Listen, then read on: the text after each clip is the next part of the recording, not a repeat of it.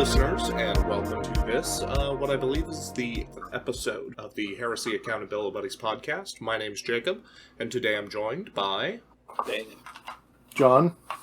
Jack. And we're glad to have you with us. For those of you somehow still unawares or out of the loop, it's finally here. The weekend is upon us. And that means that a lot of us have gotten the new edition in our hands, new rule models.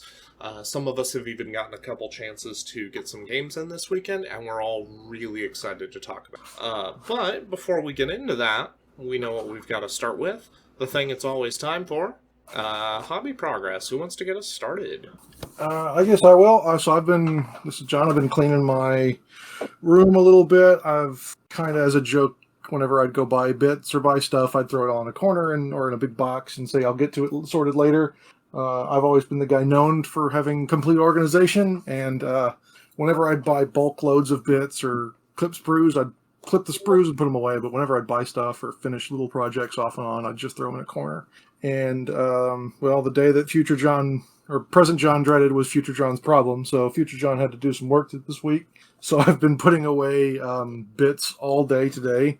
I use little red trays from fast food places my wife picked up for me to sort bits, and I've got, some of y'all can see in the pictures, I've got them sorted all over the place. So that was most of today. Other than that, I've got all of the bases for the 40 jet bikes magnetized and green stuffed to hold the magnets in place. Then I've got all of those jet bikes and all those jet bike riders built and puttied and ready to go. And that includes 2 new Tech Marine characters and 2 new Apothecary characters for the bikes, since we can take non-Primus Medicae and non-Forge Lords on jet bikes now. So those will be really good for upping the survivability of the jet bikes. We'll get into that when we talk rules a little bit. I've learned some things about jet bikes in my rules reading that definitely means that I need those Apothecaries and those Tech Marines wielding Cognoscignums or Augury Scanners, depending on what I feel like.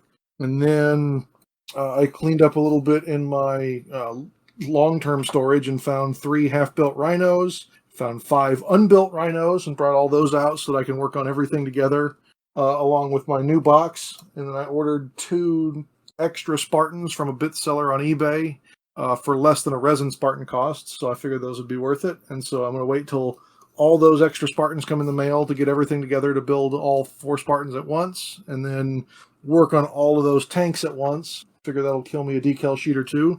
And also while cleaning, I found my old rhinos that I'd painted for 40K, and so pulled those out, updated the exhausts because I didn't drill back then, got that stuff organized, and that has been the vast majority of my work. It sounds like a lot, but it's mainly just moving stuff from pile to pile, and I use a little bit of putty here and there, but some of y'all out there have been doing a lot more work than I have, so I'm going to pass it on to y'all. Well, this week I worked on making bases for my Ultramarines. I'm weird. I apparently have to, reinvent the wheel when it comes to bases. So I was getting them ready for resin pouring and painting and all that good stuff. That was a very slow, and that took entirely too much time. But that is done on the first 50 Duders for the Ultramarines.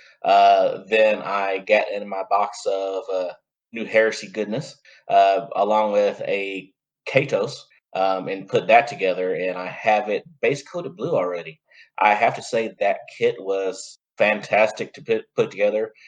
It's been, I couldn't even tell you how long it's been since I put together a new GW plastic in a vehicle form.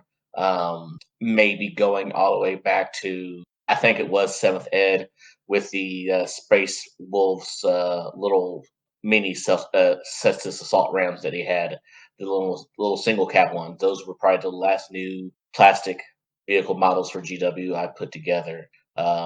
It was a fantastic kit. It went together so beautifully. It's a chunky boy. Is fantastic. And that's about all I've done this week. I'm on the road for work right now, so I did stop up locally to where I'm at right now. I did stop at Noble Knights Game, and I talked to a young man named John who plays thousand suns, and he was busy getting all of his NuHeresy goodness. So I talked to him for a little bit, express our excitement for the new edition, and invited him to give a listen to our podcast. So there's that, seamlessly plugging us away. What about you, Dan? What have you worked on? I did not work on much. I had to go over to Michigan for a wedding this past weekend. I did throw a little more paint on some of my Massive Darkness stuff during the week, but not a ton. It was a rough week. But I also got my purchases in, so I guess purchase count as hobby progress, right? I know people will argue that, but I got one each of the books. I got 2 boxes. I also got a Kratos. Got the White Dwarf, and I bought a box of Sanguinary Guard that I will do a little bit of converting on. I don't think I like most of the helmets, but gonna plan on putting them together as a command squad. I think it's got that really cool banner with the molded relief picture on it and everything. And I got a game in today, so my son plays too, and he put a Alpha Legion list together, 500 points. I put a Word Bearers list together, and we did a 500 point 2x2 Zone Mortalis game. So we can talk more about that a little bit later when we get into more of the impression of the game and the rules. But that's basically my hobby for the week, was buying stuff. Oh, there was one more thing. I actually got in a load of stickers with our artwork. So the story there is, and if you look at our Facebook group or any of our podcast feed sessions, you can see the cool art. We commissioned that, I don't know, it's probably been almost a couple years or around a year or so ago, kind of for the hobby club group that we represent, and decided, since we're doing the podcast, we'd print out some stickers, and the goal will be to have those distributed to members of the podcast.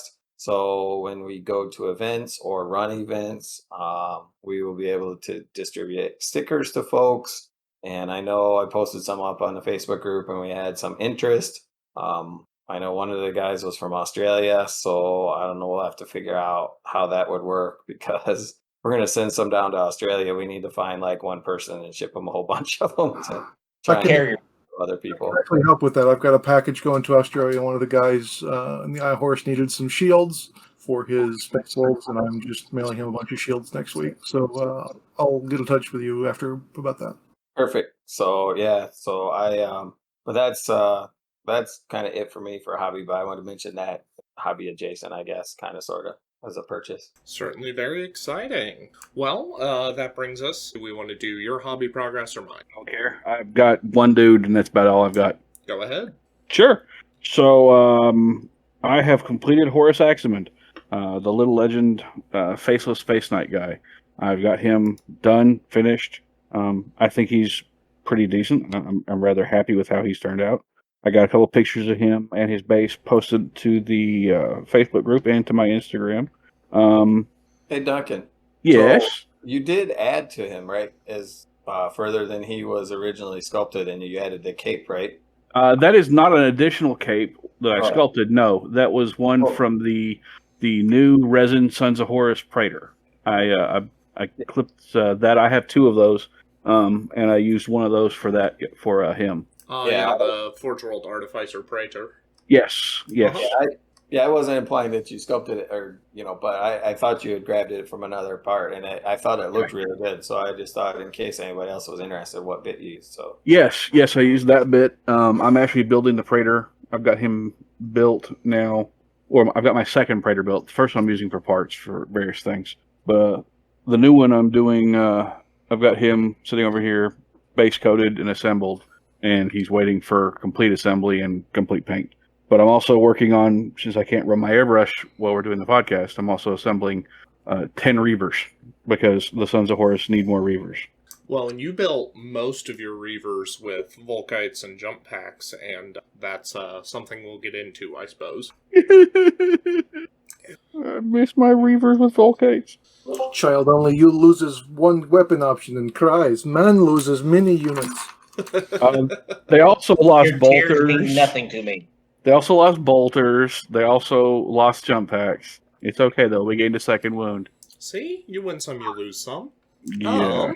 I had a little bit more of an eventful week as far as hobby progress goes.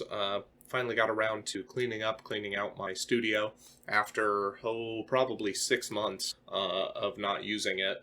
And just got some paint down on some Inner Sphere models for Battletech. Gonna try to paint them up in the Federated Suns, House Davian parade colors. I figured I had painted enough olive drab, and don't get me wrong, I love it, but I didn't want to try to match them. And I figured I needed to expand my horizons and paint some parade guard at some point. Which regiment? Just like the royal blue with the white and the red pinstripe that you see very commonly. So the Davian Heavy Guard? Yeah. Yep. And in addition, today marks my first time using StylRes. Just before getting on the show here, I primed up my clones for Star Wars Legion. Just used the gray primer, and then I'm probably just going to hit it with like a white zenithal over the top and really try to get my clones like at least tabletop ready so that I can either keep them because I decide I don't hate them, or get them to someone who will play them, because I'm having kind of an ongoing falling out with Star Wars Legion, and it's a bit unfortunate, but it's a good time to figure out what I do or want to do with that game system and a couple others. Focus on the minis and the projects. Speaking of, our local game store posted something that there was a huge delay in them getting, I guess there was supposed to be a bunch of Legion releases this weekend. Yep. The Shadow Collective, the Mercenaries, also supposed to come out this weekend, and I guess they didn't want to compete with the Heresy drop, huh? On the one hand, it wouldn't surprise me. On the other hand, somewhere, somehow, Fantasy Flight Games, now Atomic Mass, wished on a monkey's paw, and I think there is a deep-seated curse to their mod releases. Nothing ever shows up the day it's supposed to. Nothing ever shows up in the quantity it's supposed to. And typically demand outstrips supply for like the first quarter that a given model or box of models or unit is available. And so, unfortunately, it leads to a lot of kind of buying a pig in a poke, where you almost have to pre-order units from your friendly local as soon as they're available. And if you don't, you need to just be prepared to just be like, well, guess I won't get that for 6 more months until after it's released, and then they either nerf it, don't nerf it, or kind of the hype is just dead around it. They've done that with a lot of stuff, though. Yeah, that was the problem they had in the beginning of X-Wing, and then Drop Zone Commander had that, Drop Fleet Commander had that. That seems to be a generic, non-GW gaming thing. Are Drop Zone and Drop Fleet still around? I know that War Cradle has had varying levels of issue with their release schedule, but overall, I would say, given the other minis companies I've interacted with, War Cradle has been the closest to, if they say something is coming out on a given day, it's out on that day. It got sold from, I forget the name of the original company, but Hawk War Games. Yeah, Hawk, that's it. And they got transferred to TT Combat. TT Combat is notorious for being really slow with pretty much everything other than online store purchases. So they've repackaged everything in the beginning of the purchase. Then they came out with a bunch of stuff for Drop Fleet Commander, and then they recently released the Dreadnoughts. And then they've come out with a bunch of online exclusives. And now they're trying to come out with the Drop Zone Commander Behemoths, even though they were previewed 3 years ago at Adepticon. And then randomly they keep recalling and then re-releasing and then changing the packaging for stuff. And every time they do a packaging change, they clearance everything that's currently available at whatever convention they're at. So the last time I went to Adepticon, they had, I want to say, all of their not the behemoths, but the very large PHR walkers, the scorpion-sized ones.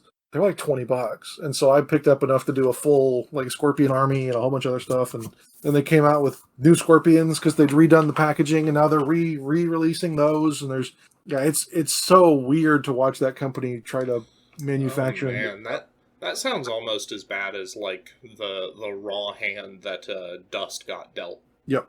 Yeah, it's a lot like that. And every time I try to get back into it or look at it, because I've had it in my queue for painting stuff. Like every time I redo my queue for like, oh, this will be the next army I work on. Drop Zone is like always like right after whatever the next project is, and every time I'm about to start it, they do something else weird. And I just nope, I'll push it back another 3 steps. Yeah. So while we're talking about distribution, everybody here got what they wanted to get out of the first weekend for No. NuHeresy, or did we not? My friendly local, anything that was not part of their base allocation that they got from GW, it's in the. They placed an order through the online store. When I was in there on Wednesday, they called their rep, and their rep was like, I mean, it should ship Saturday. And the guy's like, cool, so what do you want me to do for these people who think that their product will be in hand on Saturday? And the rep's like, I don't know, sounds like a you problem. Yeah, that's so. you're My right. local game store had they didn't get all of their boxes until Saturday. So some of if you were trying to be there first thing in the morning on Saturday morning and wanted boxes, they didn't have them all. But when I went in, because I didn't get into town and get to the hobby store till 6:30 or 7 last night, they had everything except for Mark III and Mark IV Marines, the new stuff. And they said they didn't get any decals or dice. They tried, and it almost sounded like the decals and the dice were GW store and not friendly local game stores. But they had like books. I understood that some place didn't have books, and they had stacks of 15 or 20 of each of the books sitting out. They had tons of box set. They had tons of Kratos. They had tons of Rhinos. Tons of the White Dwarfs. They got, and all the weapon upgrades. They had tons and tons of the weapon upgrade boxes. So besides everybody that pre-ordered everything, so I don't know. It's weird that it didn't seem to all get distributed to the right places for the right pre-orders on people, but it might have to do with stocking and of how much GW stuff you sell and have on your shelves, maybe, and it may just be poor distribution chain. That's a usual GW problem. My pre-order was split over multiple stores, so I did the box and the upgrade sets and the book from an actual GW store that I like, so I get the pre-order bonuses stuff. That all came in. Actually, it came into the store Thursday afternoon, and then he had to sit on it. Then I went to the local game store to buy the second box and White Dwarf. They only got like 5 White Dwarfs, even though they ordered a bunch because they knew it was ZM, and they do a bunch of ZM gaming. And then they had, I want to say, 80 or 90 boxes. The big Heresy box, like I showed a picture in the chat. It was, I'm 6'4", and it came up to my chin, and there were 6 stacks like that. That was all the boxes, but they were limited on books. They only had 20 books total between the two, Heretic and Wow. And then they had 2 bookmarks, and then I ordered the bookmark from GW direct because I thought I'd forgotten to get it at the GW store. That still hasn't even shipped. I haven't even gotten a shipping notification for that yet. Well, they did have a couple of the bookmarks on the shelf. I could have grabbed it all over the place. Jack, you were putting your hand up. I know mine and Duncan's local shop. He got his stuff in quick, fast, in a hurry. The 2 stores that I stopped at up here both said that the release day went really smooth for them. So I think it's literally just kind of like, throwing rocks at it. Who had a good, NuHeresy day and who didn't have a good NuHeresy day. So I think that's more supply chain, and from the sounds of it, more UPS and FedEx just crapping the bed. Yeah, I know the 2 local game stores both got all their stuff. I think it was Thursday evening or Thursday afternoon. The one Jack and I go to, they sold everything. They sold most of it Saturday, or had most of it already pre-ordered. Had a lot of sales Saturday. I know they did a lot of sales today, being Sunday. I'm not certain how the other store did, but I know that they ordered similar numbers, and they had a lot of stuff rolling out the door really, really quick. So I don't know if they got everything they ordered, but as far as I know, they did. There's a couple other game stores somewhat local, but I don't know how they did. like in Richmond and other towns. Yeah, just a bit disappointing after our report 2 episodes ago, was it? After pre-release weekend, or pre-order weekend, I suppose I should say, where we kind of wrote, hey, Workshop, we would appreciate if you would do better about how you treat friendly locals, and to kind of chase that. Kind of unfortunate, but for better and for worse, something we already talked about. Realistically, yeah. So with that, I know Jack has talked about the Kratos. It doesn't sound like anybody else built anything out of the stuff, but you've at least most of it had it in your hand. Sort of. I didn't get the two. I got 2 boxes. I did not get them for myself. Guys, my brother is calling me. I've never talked to him in my life, so I got to pause. Fair enough. Good luck. Well, the box set that I got, went through it with fine-tooth comb. All the models look sharp. The new Dreadnought looks fairly easy to put together. The new Spartan Land Raider looks fantastic. It looks like they're holding true to a design theme when it comes to that stuff, with using tabs to kind of line up everything.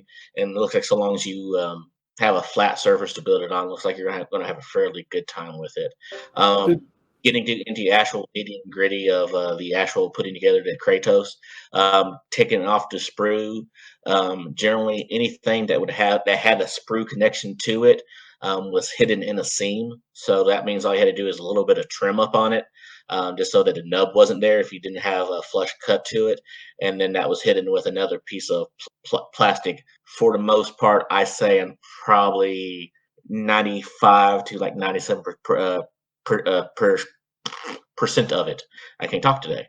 Did anybody else have their lightning claws broken? I know I joked that my box attained flight because someone cut me off on the drive home, but it caused it to fly from the back seat of my truck to the front seat of my truck. But the only damage I saw was one of the lightning claws on the accessory sprue for the Mark 6 Marines was broken, and I haven't seen any other damage other than that. I mean, even for the size of these boxes, I was surprised that even that little bit of damage got through it.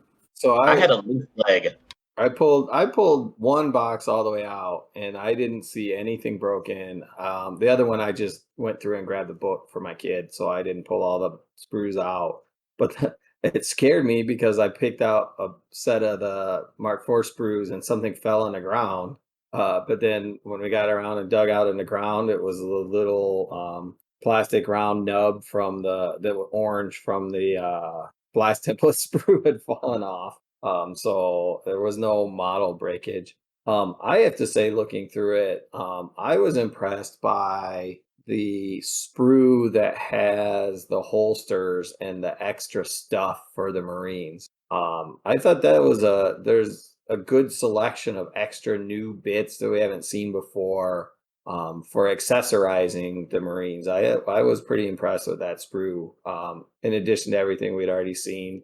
I thought that was pretty cool, and it had some nice options on there with the grenades and whatnot, and pistol, and everything.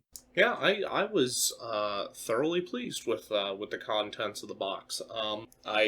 I really wanted to identify, as we're talking about, like, these are big boxes, pretty hefty.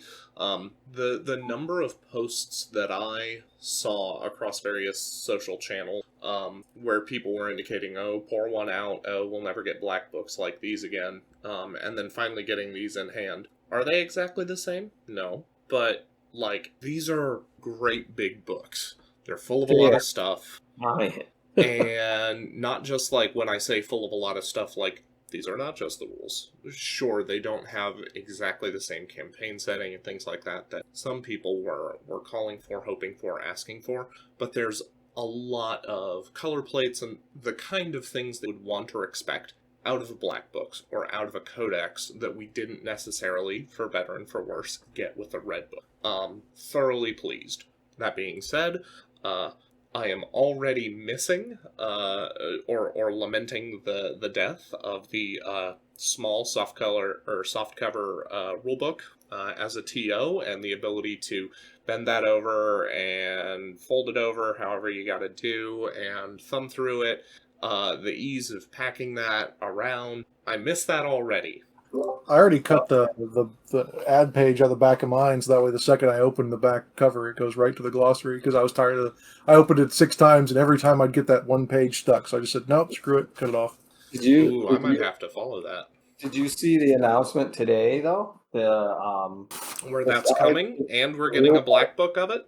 Yep. The rule book is coming with a special edition available as well, with the metal on the corners, but also an EPUB or digital version of the rule book is coming. So I know that's one of the things. I have an iPad specifically for Yep, same. gaming purposes, and so even though I own the hard copy, I will probably end up with a digital version that will be able to do what you're talking about. Yeah, that's something I'm increasingly eyeing between a couple different books, D&D, this, and other functions. I know that the official BattleTech companion app is tablet only, whether that's iPad or Android tablets. It's increasingly coming to be the case where I'm probably to invest in something like that. And I use it exactly. It sits behind my DM screen when I run D&D. I have anything I do, gaming books, I download onto that and read on it. And then, like I said, when I go to games, I pull it up, and that's my rule search, looking for rules and all that kind of stuff. So, yeah, I've really embraced that, and that's great. But yeah, It makes it a lot easier to read on a plane and stuff like that. So if you because the iBook version, you can just keep it on your phone. So if I've got, 20, 30 minutes between stuff, just, sit down. Usually I built a list, but, with a new book, you've obviously got to keep referencing things like, all the weird stuff I found today just because I was cross-referencing other stuff. I will say that there's the special rules in the middle of the main rule book, and then there's the Legion special rules, and there's a lot of different places you have to reference things well, don't get me wrong, the 4-page reference sheet that comes with the book is very handy, and they give you 2 copies of it, which is nice. But I can already see supplementary reference sheets with more information on it being handy. For sure. Even just the list of the weapons, having to find weapon profiles and scroll around in the book for weapon profiles. There's a few different places where some of that shows up. And all the special rules, like I said, there's the special Legion rules, and then there's the special generic rules, and, being able to have those all in one place instead of remember that rending is in the main book and breaching is in the trader book, and having to know which one to go and search for would be really handy for me anyway. Yeah, and of course it's something where as we get more familiar with it, as we play with it more, I'm sure that'll end up being more of second nature to us. Sure. To circle back and touch on models, I took out the Praetor sprues, and I really picked those over before really looking at too much of anything else.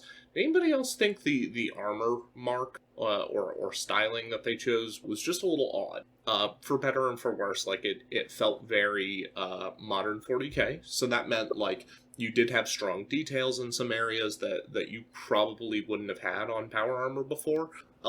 But that was just a little jarring to me. I don't want to call it bad. I don't want to say like this isn't appropriate, because like at some level it is pretty cool, and I think that's going to be attractive and appealing to players to be able to get that higher level of detail on a model that's supposed to be more a similar character. Yeah, I think that they were a little odd.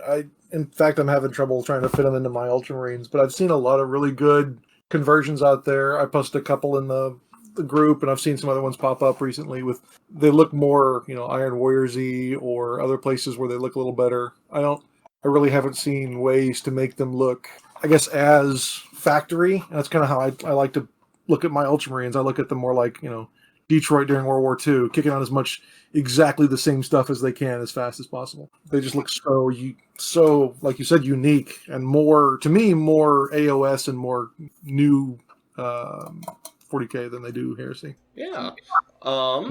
Was there anything else that particularly stood out to us about the models, about the contents box? I guess the weirdest part of those two guys is they are exactly the same on the back. They are. They are. Yeah, that was super fascinating to see. It's just like, oh, we got the CAD together and we just copy and pasted certain bits onto some sprues and then just kind of bubbled in around it. Yeah, I thought Big Chungus would be a different complete sculpt, but no, exactly the same as Yep. long sword guy. The other thing, and like obviously, if you look at Games Workshop buying all the models individually, we know that the $300 box is going to be a value, right? But I have to say, just getting all the plastic and pulling the sprues out and looking at how many models are in there, there's a lot of freaking plastic in that box. Forget the book and the whippy sticks, which of course are one of the more important parts. But there's just a lot of models in that box, and it's pretty nice in that amount, right? So as far as the deal goes, I think that's an awesome thing to think about, right? So I don't feel disappointed by spending $300 to get those boxes. Dan, how many? I must have missed it. How many boxes did you get? I just got 2. Did anybody else get less than 2? I just got the one. I just got 1. John? I got 2 and then 2 extra Spartan. Okay, so I got 2, and I gave 1 to my daughter, and she's already assembled 5 guys, and we've got them base painted to get the Thousand Sun scheme down, and she's over there right now assembling more dudes. And I got another box for Jax and my friend Corin that I'll end up painting to turn into Alpha Legion for him. So yeah, this is going to be fun. Jack, you got the Kratos. You said it was a fun thing to build. Did anybody possibly get the Rhino? Because I'm really not wanting to get any more of. I'm wanting to not get any more of the resin bit kits. This is what I can tell you of the Rhino, looking at the parts and knowing that it's a new kit. It's going to be a whiz to put together, especially for anybody who put together a Rhino once over the last 75 years of playing Games Workshop. You'll be fine. Okay. I do have some various doors that I want to stick into them, and I'm not quite certain if those are all going to fit. They will. They're hoping to post the doors will fit. Yep. Oh, good. That on the group, and I forwarded on to you on the chat. But yeah, someone actually has the Dark Angels doors, and they fit right on. Excellent. Glad to hear that. Do any extra sanding? I imagine, because I've never seen one of those hinges be complete when those ones were, so I don't know what was going on there. But yeah, it was all fitting. Cool. Yeah, so we've now had rulebooks in hand for folks who've played games and picked those open. We want to talk about some of the things that surprised us most, impressed us most, Irritated us most. So yeah, I'll say, because someone pointed out that the Khan doesn't have the ability. He mentions having flanking assault, but then he doesn't have the ability to outflank, and then flanking assault specifically says only units with outflank and flanking assault. So while I was looking for all the rules for that, I'd started doing some digging into my jet bikes, and jet bikes are cavalry anti-grav. And so I was like, oh, okay, well, let's see. Maybe those have outflank in it. So I look at cavalry, and cavalry is talking about, how they ignore difficult terrain, treat dangerous as difficult, so they're always -2, and some other changes to movement values. And I was like, okay, all right. And then I look at anti-grav, and anti-grav says first line can never take cover saves of any kind, and my jaw just hit the floor. Jink is gone. Well, there's a reaction that's got some of that in it, but at the same time, you're just like, oof, that I don't think I would have said any kind ever. That seems like, oh, there's maybe a building in the way, but we can still bullseye this jet bike guy. Especially when you consider that not only jet bikes are cavalry, but also land speeders. Yeah. And land javelins are now cavalry as well. So there is no more cover save for any of those.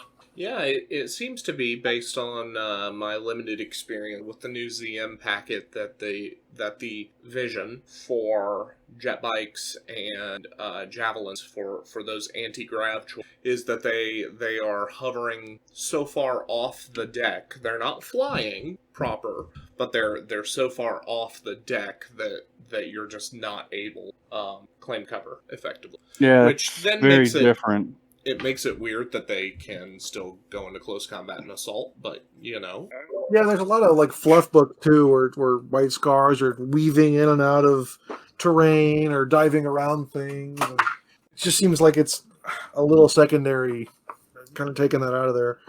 Speaking of ZM, I did like the fact that they're no longer limiting by base size. It's now wound count, which I kind of like, and specific style or types of units as well. So most vehicles are just out, so you don't have to worry about that. The Leviathan is out because of its number of wounds. So Big fan of that. Yeah, and the Dorado is in, which is nice because that's why they said they built the dang thing, was to work in Siege and ZM. I like the variable table size recommendations for points. Like I said, so we played 500 points, and rather than just saying, it's a 4x4 table or whatever, it specifically looks at a 2x2 table for there and goes up bigger the more points you have. So that felt really brutal at that point level. So I played Word Bearers. My son played Alpha Legion, but of course, his Alpha Legion, he decided to take the Alpha Legion rule to where he took my Ultramarine suzerains and played them against me. And Ultramarines. So sorry about the Ultramarines talk, but in this case, it's Alpha Legion talk. So Jeremy, your question about less Ultramarines talk. This is Alpha Legion talk. So besides, there were more Ultramarines than there were all the other Legionists. So the reason that we have so many Ultramarines players is we're just being true to the lore and our representation of that fact. So, but anyway, that's a side note. Preach it. I will say that suzerain are definitely still good. I know there was a lot of talk, like when the leaks were coming out and the playtest stuff, and people worrying that some of the things that suzerain lost were going to be make them not as useful or something like that. But I have to say that they are definitely still good, and we discovered something that is interesting. And I know, Jacob, you said you didn't like this, and I probably agree, but because suzerain are all characters and the way wound allocations work, they're all 2 wound models. So as you take wounds, you can, because they're characters, assign each one a single wound, assuming it's not instant death, before you start pulling models off, which makes them that little extra bit of survival that people aren't necessarily going to realize right up front. But just straight up AP2 is nice. Weapon skill 5 is nice.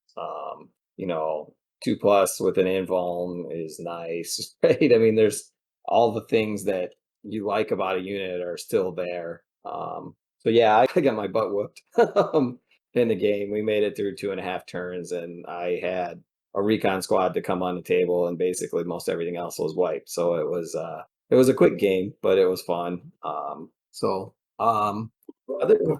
I interject really quick to Jeremiah? I have a response to asking for less Ultramarine stock. Hell no. Come on, Mike. To the no, no, no. Come on, come on. Hell to the no. To the no, no, no. Come on, hell, no, no. Okay, I think that's enough of that. That's interesting. Okay, that means you haven't gotten my package in the mail yet. I mean, anyway, cut the tape. Cut the tape. But so jumping out of that, I see we have another one of our podcast hosts jump in here. So Ned, how are you doing this evening? The cursed Hey, guys. Ned, who somehow shows up and then podcasts disappear. Yeah, I was actually going to say, hopefully this if doesn't mean anyone, this episode doesn't see the light of day. that's right. We're glad to do this again. Yeah, if it manages to air, then the universe is close to heat death or something. But whatever. Yeah, I'm good. I just got done putting my kids to bed. I got to play. We started a 3,000 point game of Heresy today. We didn't finish it, but I got to get on the table and do the whole thing, and that was a good time. Good. What did you get, Ned, for Heresy Day? What did you get? We got the box and the 2 books, and then the Kratos. So I've not really had a chance to open up anything yet. We've been busy with family stuff this weekend, but played an old army today with just some little bits of adjustments. Pulled out the White Scars and got to face off against some Word Bearers. So still haven't decided where the Kratos is going to go, what legion it's going to work with. So I can figure that out. You mean you're not building a new Legion? I thought everybody was building a new Legion. Well, I am building a new Legion, but I I don't know if it's going to go with a new project or, sometimes one of the things I've really enjoyed doing is taking an existing army and, taking something and adding something totally off-brand. So, like, I'm really tempted, like a White Scars Kratos or something. Just not what you would necessarily expect to put with it, but just to do that for fun. Although technically I can't run it with my Chigorian Brotherhood, so You know if what I you ever need? start to say what? You know what you need is a Fellblade. Is that what I need? Yes. All right then. Okay. All right. That'll done and done. So what have I missed? What are we working on now, lads? We've we're- gone through hobby progress, talked about the new models in the boxes, talked Okay. about some that jumped out at us. Okay. You talked about how great Ultramarines are. Oh, that's right. Oh, yeah. I would like to respond to the email as well. And no. I would say I totally agree. There's way too many of them. They're obnoxious. But it's everyone I know. You know what I mean? Like, if all your friends are like that, what are you going to do? So you and me, I understand, but we're stuck with them here. So, All right, then I guess I'll go ahead and do my response to that same email. Yes, there are too many Ultramarines, and I do my best to shoot at them whenever I possibly can. Yeah, instead of just complaining about the problem, man, just go out and challenge some Ultramarines to a fight and kill a couple. Duh. Exactly. Be Maybe a part of the solution. put Yeah, dead Jeremy- Ultramarines on your bases. There you go. There you go. Jeremy's done that to me a few times, so that's not a problem for him. I can say Oh, that okay. without Okay, hesitation. All right, good man then, Jeremy. You're on the right path. All I can say is, I built word bearers over the last year, and now all of my new stuff is going towards a Blood Angels list. So I'm trying to get better. You're trying to get better. That's good. Let me say one thing that I have that's jumped out of the rules for me is that all of the reactions I think are very interesting. But I played a couple of games with the test rules and now one game with the new official rules, and the return fire reaction is pretty good. I think that is one to look out for, and I think it's good enough that players are going to start. Like, there are a couple times I was talking to my friend today, and we were like, I don't know that I want to shoot at you because I don't want you to shoot back at me. And so, like, it just very much changed things. There was a situation today where my friend tried a shot at a jet bike squad with missile launchers, just because, they're only toughness 4 now. And even though they've got a great save, if you fail one save, you're going to pop a jet bike. He managed to kill one jet bike, and I fired back with a full 6-man squad, because you know what happens before you remove the model. 6-man Volkite Culverins, because you can give them all Volkite Culverins. 30 Volkite shots. I wiped his own squad in his own turn. And he rolled miserably, but it's absolutely crazy to think about that. Like, not only did his shooting not have the effect that he wanted to, so he's already, as far as action economy goes, he's already a little bit behind on his own turn, but now he's lost a unit too. And now next turn, I don't even have to target that unit. It's just a crazy swing in the game, considering it's something that I was able to do on my own turn. Yeah, I think there's going to be a rash of people trying units that I would call Death Stars, because there are just too many points in one. Not to say people have strapped 15 characters to this unit, have tried to min-max and buffs and everything on. But I think over time, we are more likely to see the game, especially like list build, move to a place where there is tension about how do I get a unit that is threatening enough to cause damage, but not so threatening that it will absolutely be on the receiving end of return fire as a reaction. Yeah. I think that's going to be a huge source. Yeah, so one of the things that I talked about on Ineptus Astartes was, the Rhino, right? And in Heresy 1.0, because of the way target priority went, because of the way, selecting and choosing, who you could shoot at, the Rhino I always thought was a great thing because it did have some threat to it, but it meant using one of your units to choose to shoot it. And so you had to prioritize one way or another. How much do I care about this tin box with a multi-melta? Well, I mean, it's exactly right. I think one of the things that was strongest about that is that it forced your opponents to choose, and I think this reaction is similar in that way. Death Stars are going to be tricky because there are a lot of reactions that allow you to get away from a Death Star, to pre-shoot a Death Star, to, you know, move through it with it, you know what I mean? And like, I mean, it was funny because my friend had the Word Bearers, and so he used that, I can't remember the name of it, but it's the sacrifice one where he just throws one guy out there and he eats all the shooting. So it just entirely negates the shooting of one of my units. And then immediately after that, I used the move like the wind reaction for the White Scars, which allowed me to react to his movement phase by moving any unit within 12 inches of that unit by itself. So, like, he moved within 12 inches of 2 of my jet bike squads, and both of my jet bike squads got a free move away from him. And so it just entirely reshaped one flank of the board. Those reactions are very powerful. Very fluffy and thematic, I think. Especially the ones, well, those one-to-battle ones, I like those. But the return fire one I'm concerned about. I'm a little concerned about the balance of it.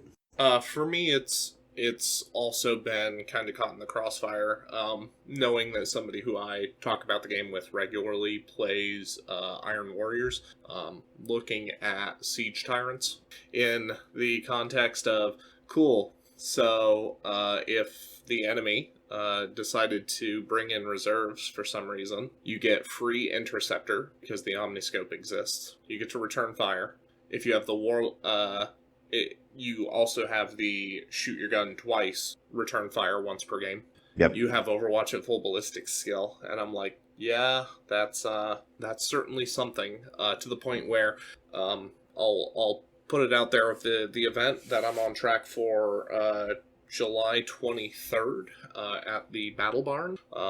That is going to just be by the books, and that's not only for the sake of the community at large in terms of like the people who can show up and attend, but it's also for the sake of the community at large, to be able to reach out to places like Nashville or to the Lansing community for both NashCon and the Michigan GT, and let them know, because we've already got 1 or 2 players who are very much saying you need to clamp this so that units get to react once per turn. You still have your normal reaction allotment, but if a unit gets to react 3 times in turn, this is going to get out of hand extremely quickly. For Siege Tyrants floated to the top of that discussion, but obviously heavy support squads and potentially jet bikes are floating in there too, because those can have some access to that free interceptor fire.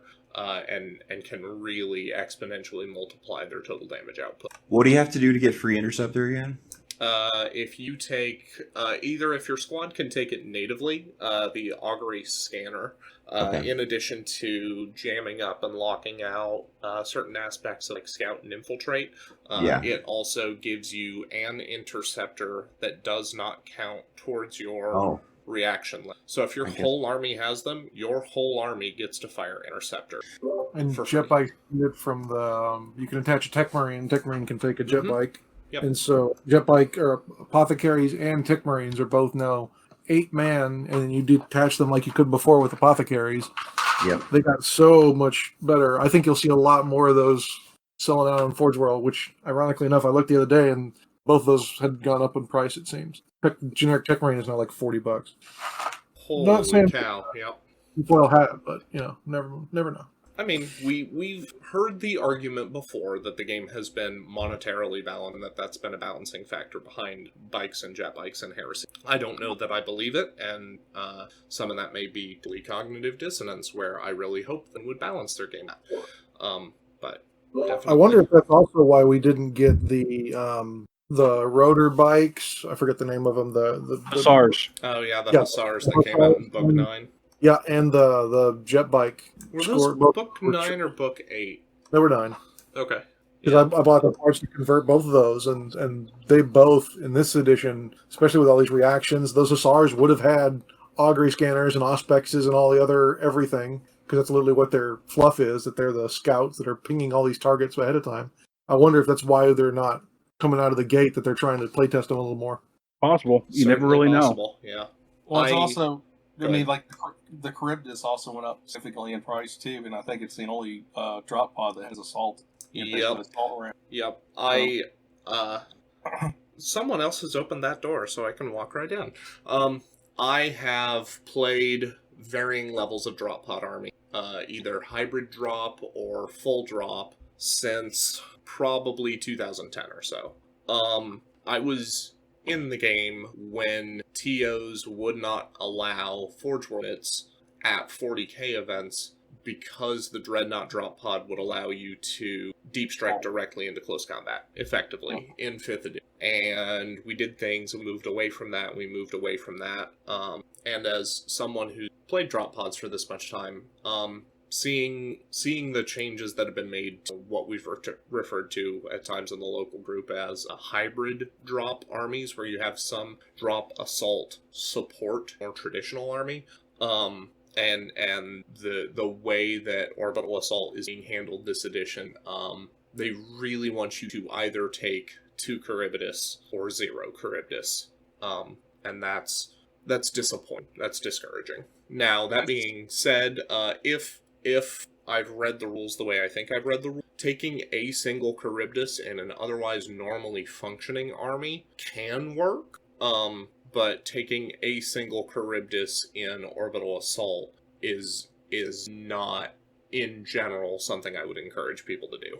Hey, Jacob, I want to jump back a minute because the interceptor rule, talking about reactions again, says that advanced reactions use up points of reactive players' reaction allotment, and so you still only get 1 reaction per phase. Right? They would if the unit didn't have an augury scanner. So if you read the rules on the augury scanner, it specifically says in its wording that this can allow you to A, not only make a reaction for free, but B, make so many reactions that you go above the per phase that's allowed as per. Yeah, the augury scanner. That's a lot for 10 Spicy. It's a lot for 10 points. That is the big thing, I think. Is that if it was 15 or 20 points, I think I'd feel better about it. That's my hope is that, yes, there are probably going to be people who are going to play 3 Charybdis. 3 Charybdis is going to feel really, really awful for anybody who does not have any meaningful interceptor army. 3 Charybdis is also going to be remarkably expensive. Yeah, that's literally $1,000. That's $1,000 of resin. Absolutely. I've already got 2. Yeah, but I don't like. Yeah, same here. Something's good, so you limit it by the dollar amount. Never works. But so this is why I'm trying to encourage the community, be responsible. Sure. Don't dive headlong into an arms race and just be like, well, I guess I'm allowed to assault out of these now. Guess I'm just going to buy 3 Charybdis. Well, I had a friend that would love to chase that dragon when there was literally a weekend, Friday night, the FAQ came out. By Monday, it was changed, where guard could get counter assault from Iron Hand Strachan, and they changed the way counter assault worked, and it worked if you were charged, if you passed the leadership test. And so my buddy was like, "Oh, I'm just going to build 300 walking guardsmen," and so he bought the whole army. He commissioned me to paint it all, and by the time I was done painting it, though, the rules had changed. I didn't want to play it anymore. Like literally flipped it that fast, all because that's what gamers do. They chase that dragon. So one of the things that I, jumping gears around for rules, that really surprised me was the change to Pride of the Legion. So the limitations on Pride of the Legion, you get 1 heavy and 1 fast attack now. And you still have to have more infants. So that is a much harder list. Just normally it was like, oh, I'm building a list, throw Pride of Legion there because it's a really good default rite of war, and that is not the case anymore. That is definitely going to be a rite of war that you're going to be building around a certain way with certain units that have dedicated transports from that list of veterans and Terminators to really take advantage of it a lot more than it used to be. I can't disagree there at all. I'm not saying that's a bad thing either. It got used so much, maybe it was a little too much. So maybe that's a good change. I don't think it's a bad thing, because if we're going to see less of that one being the generic default that most people will respond to and go, hey, I don't want to play my own Rite of War. I don't want to play Berserker Assault. I'll just play Pride of the Legion. If you're not doing that because it's not as viable as a build anymore, is that really a bad thing that people are going to see more diversification in army lists? No, I think it's a wonderful thing. Yeah, agreed. Did you guys see a lot of Pride of the Legion? I feel like I always talked about it. It was As usually like a a starter. choice when you're starting. I bought a box of Calf. I don't know what else to do. I'll count all these guys as vet squads, or I'll For one of our new players who was looking to play Ultramarines, we started him with Pride of the Legion, and now unfortunately his list is kind of upended, and we're still trying to navigate that. Does it not fit in Logos Lectora now though? I wonder. And if he's playing Ultramarines, it'd be hard to not to. What do I want to say? Logos Lectora, I really like as a Rite of War. I like it now way more than I did before.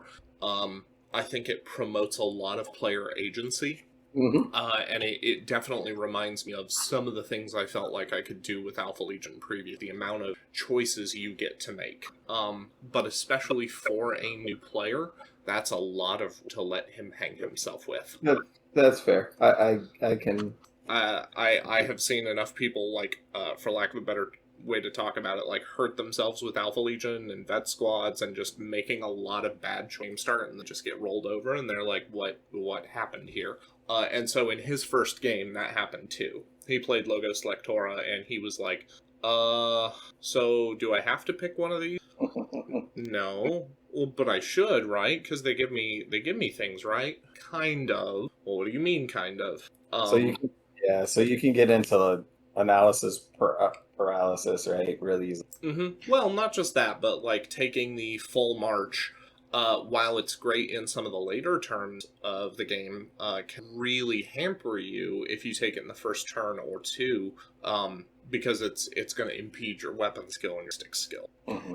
I'll also say, based on talking about Pride of the Legion and hey, you just bought the big box, and list construction. Did anybody else notice the command squad is one of the hotter new tickets of the edition? Yeah, it got a lot bigger. It got a lot more options. Yeah, on foot and bike and jet bike command squads, and I guess jump pack as well, can all go up to 10 models now. And having a standard gives you, doesn't give you fear and fearless. It gives you line. It's the Herald that gets fear 1, fearless, and line. He's got the standard as well. And I think, does the standard like influence wounds for combat or something, or is it just line type? I think it's like +1 to the combat res, but I thought it was weird that they're both the same standard now. There's no longer a Legion standard and a company standard. Yeah, it's all the same, no matter who's carrying it around. But I think we're going to see a big uptick in, especially for people bought the big box, them trying to find a different unit, possibly, or like a way to convert the Terminators that came in the box to figure out what to put in the Spartan, and then I think you're going to see folks either doctor up one of the tactical squads or take 5 of the Terminators and those into a command squad and pick up a Land Raider. Yeah, I would agree. I think the command squad is good. Well, I mean, just line manipulation of any kind is going to be pretty strong this edition. So. Yeah. So if I'm proud about something, it's the fact that here we are, 10 years later, and we finally have arguably a stronger reason than ever to be including this thing. It's retinue, so it doesn't take up a force org slot if that's him. It has line. They're 2 wounds. Their weapon skill 5.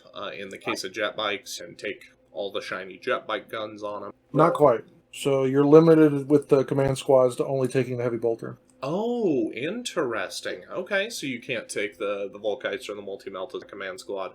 Nope. Yeah, it specifically says only taking a jet bike, and then the Sky Hunter squad is the one that has the ability to take anything they want. So you no longer have 2 choices. Before, I think in Book 9 they'd added the heavy support jet bike squad. Now that is just all jet bike squads. Hey, that's responsible. That's good. I think the jet bike squad in general, seeing that you can now buy them anything, buying like 6 to 8 models and squirreling away 2 multi-meltas in there and then putting some Volkites on that, I think that's going to see a lot of play too.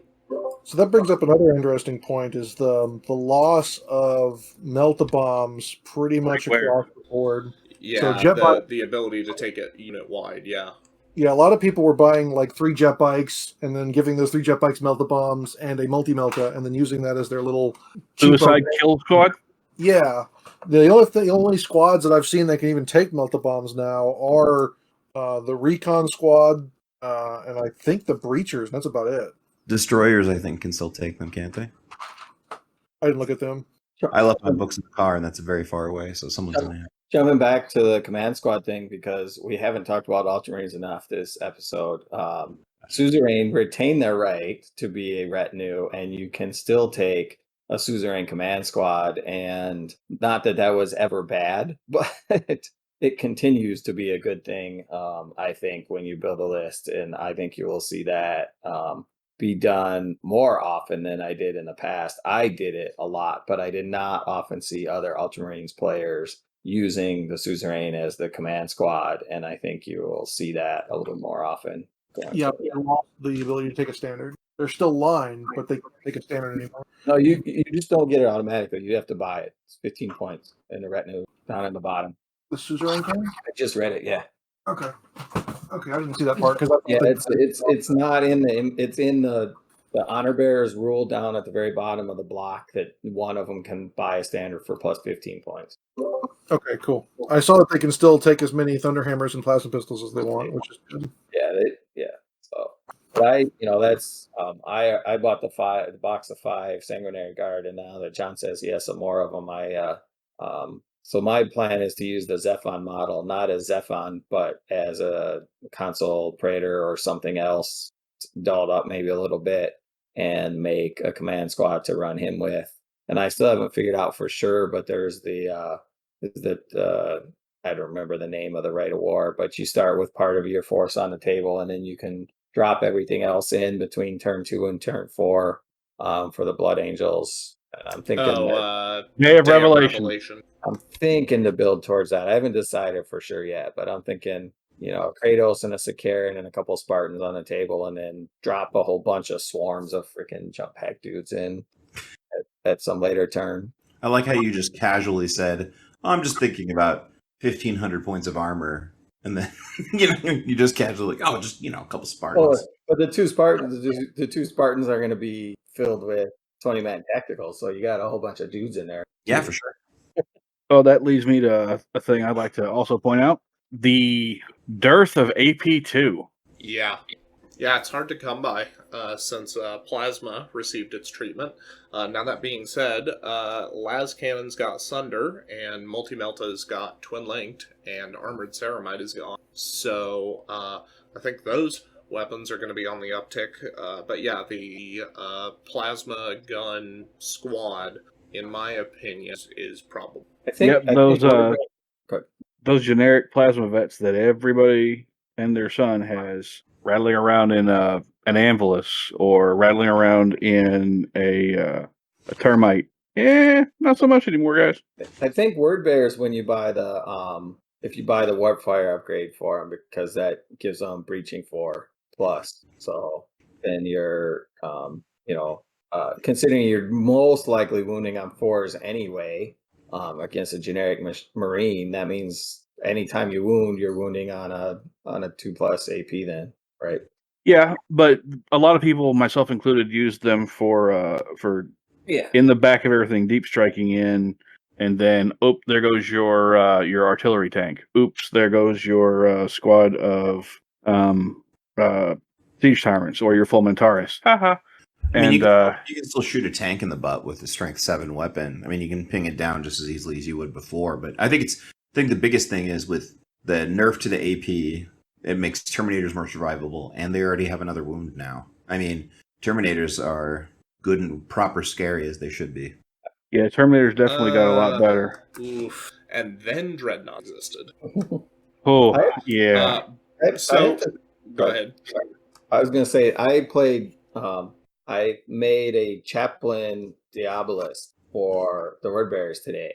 And I have to say that a force weapon, Crozius, is a very nice combo. So your leadership 10, so you make your psychic test on leadership 10, you double the strength. It's only AP3, but you're talking an 8-3 force weapon coming in there with a reroll for mastercrafted. What weapon are you talking? Power. I was using power sword or force sword.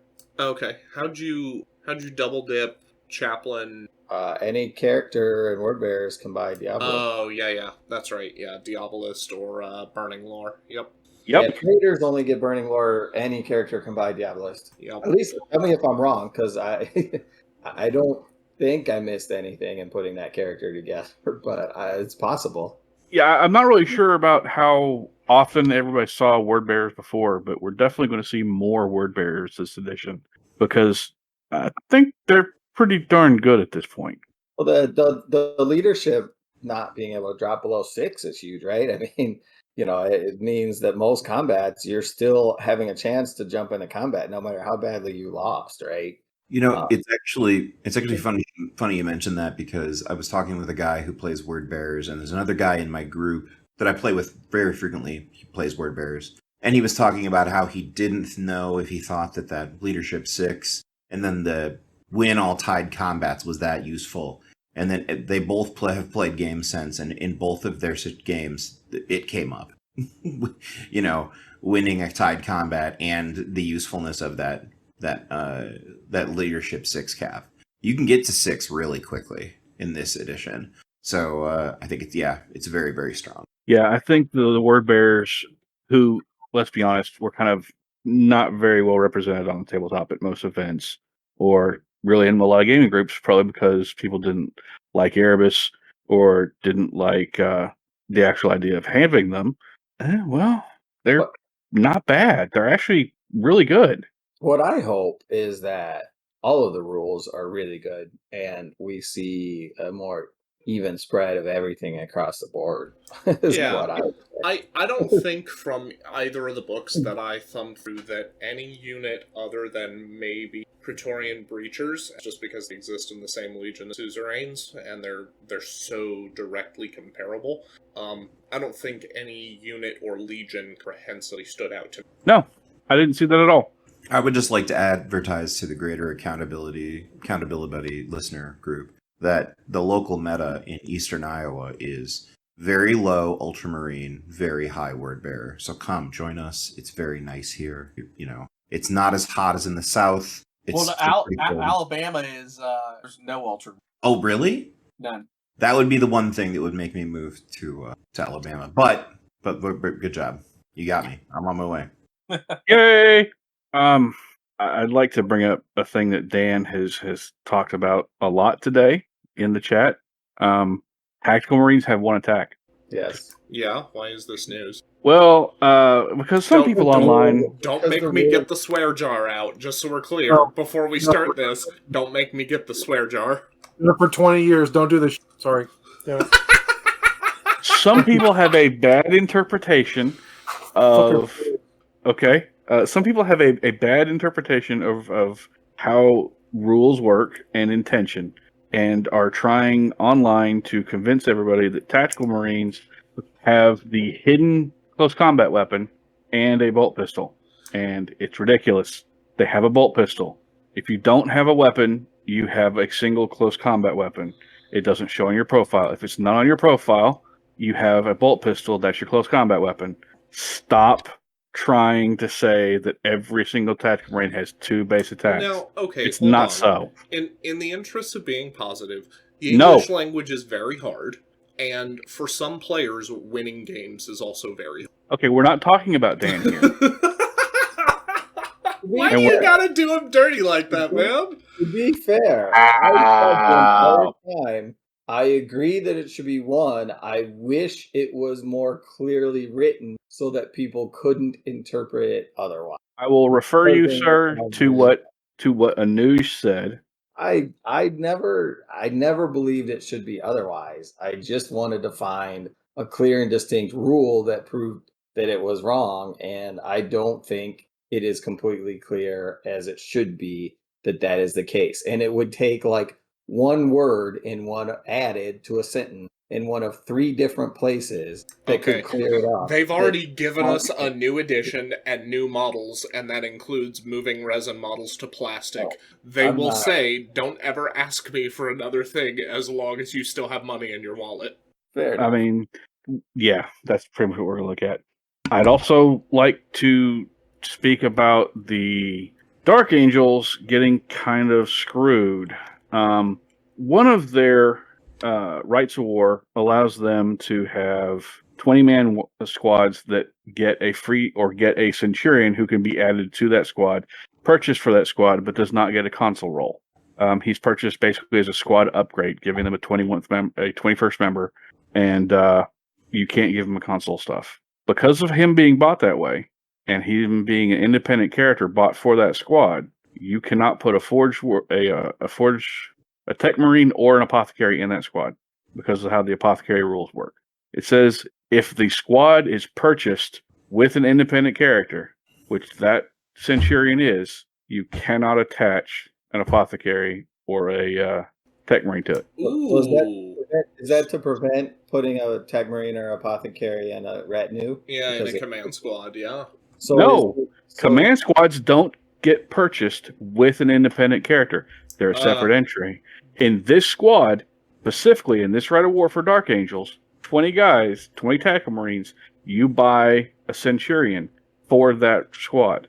They're still an independent character, but it's an independent character who specifically says cannot leave that squad and is bought for that squad. And it's an independent character. That's allow weird. a Primus Medicae to. Well, it doesn't say anything about Primus Medicae because that's an entirely different character you'd have to be buying and attaching into it. You just can't attach.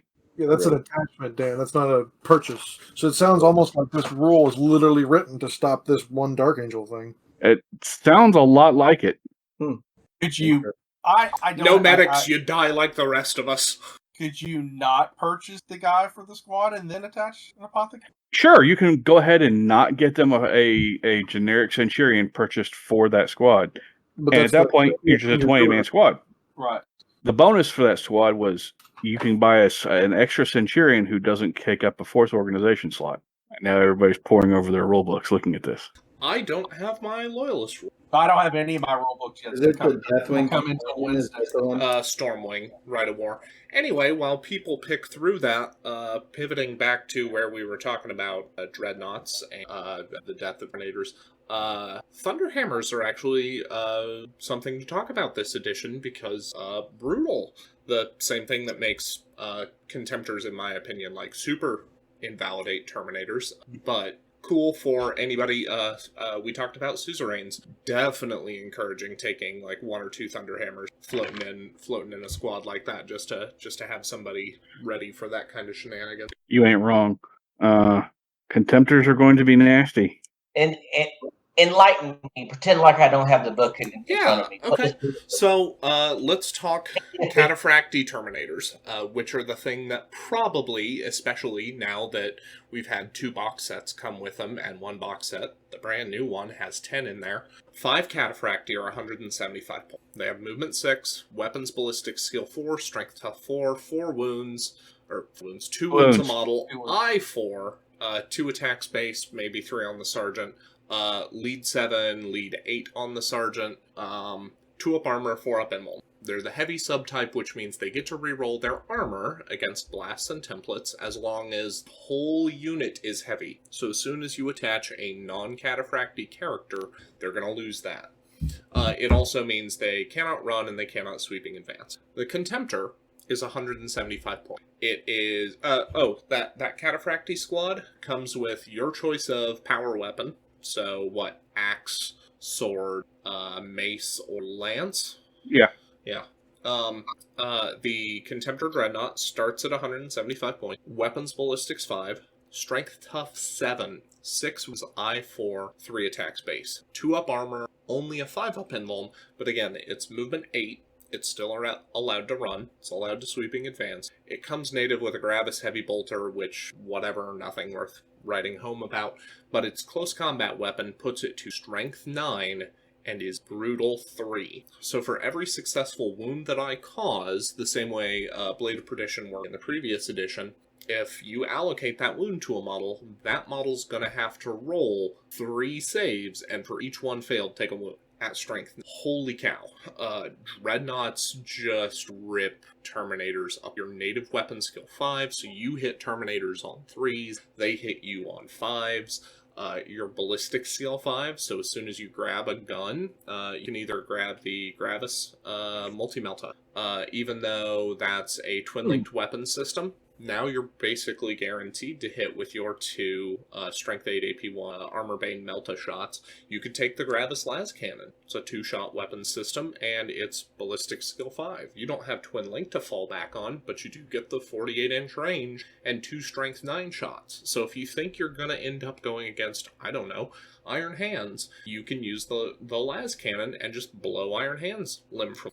You're still Strength 9, so if your regular opponents include Sons of Horus, or anything that has Battle-Hardened 1, namely Ultramarines, because Mantle of Ultramar gives you Battle-Hardened 1, and Mantle of the Elder Drake for Salamanders does the same thing. That's fine, I'm still Strength 9, you count me 1 point lower, and oh, I'm still Strength 8, I'll still Yep. Dreadnoughts are a little cool. You got to sell those new plastic kits, man. Oh, yeah. The only thing that makes me a little sad is I went and I bought the Osiris Dreadnought for Thousand Suns, and for whatever reason, his force weapon is the baby force weapon that gives it +2 strength, and it's only brutal 2, and I'm just like, why? Why? Out of memory, it gets magic. Apparently. Mm-hmm. So that's kind of where, after talking with some people, I don't know that the Spartan is explicitly a trap. We should also, since we took so much time talking about the Spartan in our preview episode, the Spartan is 2 twin-linked las cannons on each sponson. Effective. Hooray. They've got Sunder, they don't have ordnance the way like the Destroyer used to work. But given the fact that they put 10 Cataphractii Terminators in there, man, I would be looking into some kit bash and conversion work to be turning those into Legion-specific Terminators, because I don't think, given how Contemptors are positioned currently and how standard Cataphractii Terminators are currently, I don't think that those 10 Terminators are a wide investment. I think if you parted 5 of them to a Cataphractii command squad for either a Cataphractii character, like an Artificer character, and a second Artificer character, something, those are options. Those are out there. But I really want people not to over-index standards, especially. You know, I partially disagree. At least I do see what you're saying about the brutal and then the way that's going to change things. But this all presumes an extremely Contemptor heavy meta, which might happen, or it might be like everything else, where we just hope people won't spam stuff that's too broken. I mean, if we're worried about people, if we're going to give the disclaimer here, please don't make Interceptor so terrible that it's awful for everyone forever. Then can't we say the same thing about Contemptor Dreadnoughts? 100%. Please don't play the Dreadnought Troop Rite of War. Please don't take every Dreadnought you are legally allowed to take. Yeah. I mean, I do think, though, the one thing that's difficult about Dreads for me is the fact that because they're wounds now, and you can't pop one with a lucky last shot. You know what I mean? Like, that's the thing that's... I mean, it's good for Dreadnought users. For the hobbyist, especially with the way that, like, what am I thinking? Radio Freest Event for a while promoted the Highlander style of list, where you don't do anything.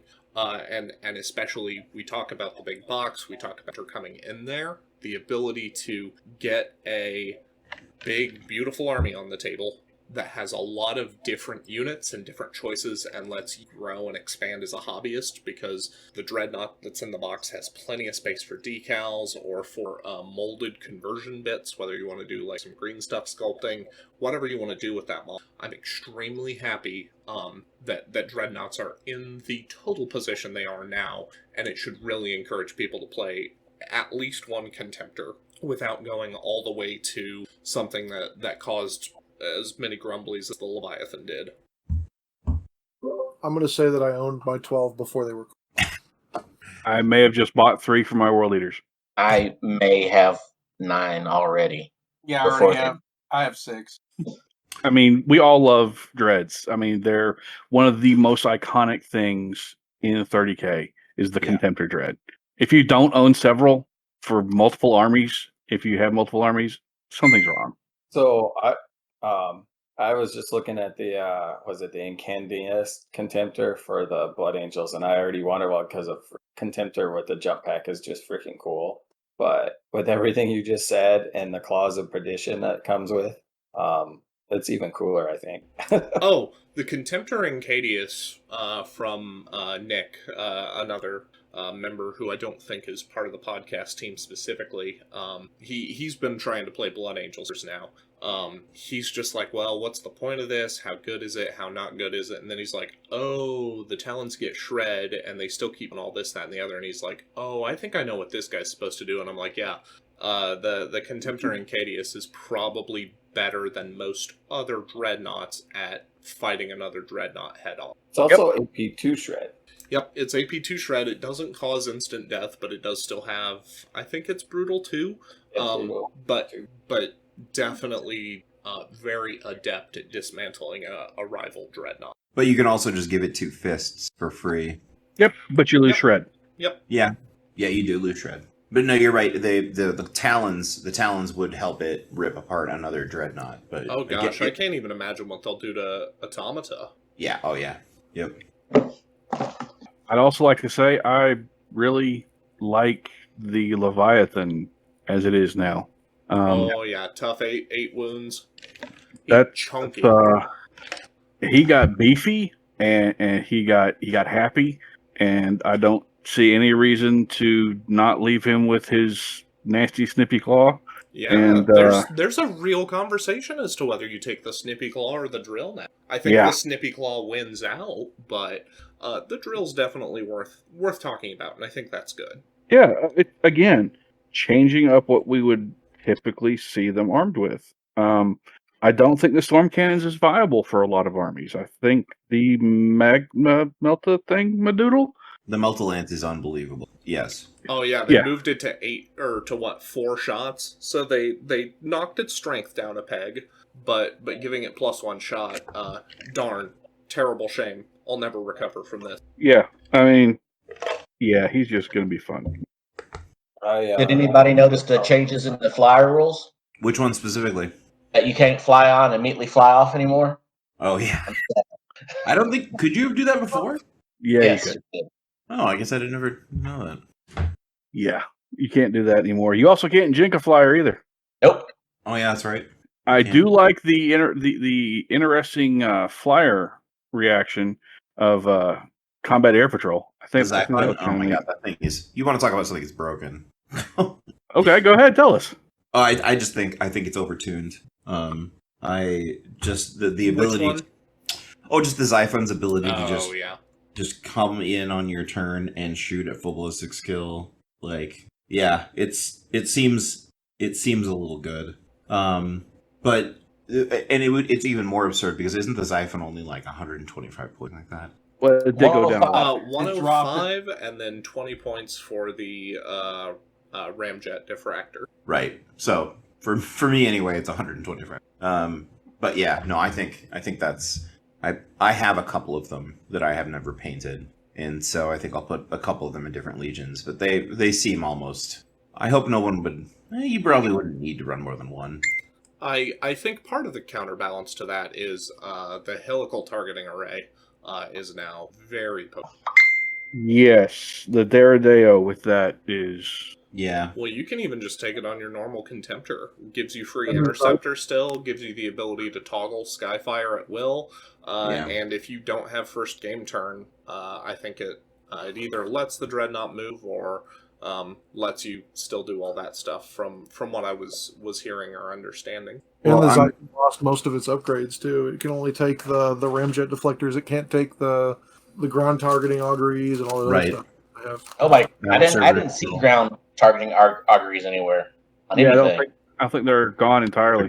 Yeah. It's kind of strange. Some of the upgrades that we all kind of took for granted are just vanished. Yeah, Amatara Scouts, Firewing Cabal, Loktaris and Fulmentaris, Havocs, the Fellblade. I have the Pavase, yeah. We're now so long that they haven't released that bit that they just slotted from it. existence. So I one of got the a question. Does somebody touch GW in a naughty spot with a rhino with a Melta? Okay, so that's Yeah, actually Ryan really Kimmel. no, that's a really cool conversation that I want to have. So the Rhino didn't change in points cost. The Dozer Blade didn't change into good. The Multi-Melta is now 30 points instead of 15, like it used to be. On the one hand, this looks not good. On the other, by the time your tactical squad has gone down 25 points, just to take it naked and basic, and your Multi-Melta has gone up 15, you're still net 10 points cheaper on just a Rhino Tactical. 10 points isn't a lot, but with the base game moving to about 3,000 points, still finding some savings helps. And furthermore, if you then look at it in the greater scope of things, 70 points for that Rhino, or could just take 7 to 10 more Tactical Marines at 10 points. Yeah, first of all, I would say I think that the Dozer Melta Rhino is still going to be good. I know that it's more expensive, but Melta itself got better just because of the lack of options that you have in other places, and the fact that Armored Ceramite is no longer in the game. But I think that the real debate, which is something that I think I want to talk about on an upcoming Ineptus Stardust video or a podcast, is: do you want your tactical squads in a Rhino, or do you want them big and bulky with an Apothecary? Because I played against my friend. He used 2 20-man blobs with Apothecaries today, and they were tough to shift. They were very tough to shift. But you can take the tactical unit with an apothecary in a Rhinos have a 12 cap. Yeah. Don't they? So. No, but but of course the thing is that the Apothecary becomes more efficient the larger the squad is that you put him with. So, Yes. the bigger the squad, whatever. And also the bigger the squad is, the easier it is for you to move and stretch out and take up space to where you need to be, and also get close enough to an objective so you can get that sweet +1 to your Feel No Pain. Yeah, so what's interesting, if we somehow assume you're probably getting to claim the 4-up Feel No Pain for the majority of the game somehow, an Apothecary still needs to save 4 Marine to pay for himself. Right. On a base squad, totally doable because your base squad is 10 models. But then you start looking at relative point savings, again, depending on what you expect your opponents to have and how you're planning for your game plan to go. That's where you start getting to as efficient talked about, where suddenly an Apothecary very, very strong, very compelling, very cool. Yeah, I would take him. I don't know that I would put an Apothecary in a 10-man tactical squad, just because I would rather keep that tactical squad cheap, run it out, sit in an objective, make somebody come and kill it so that they're not doing something else. It's going to depend on what you use your tactical squads for. Right, exactly.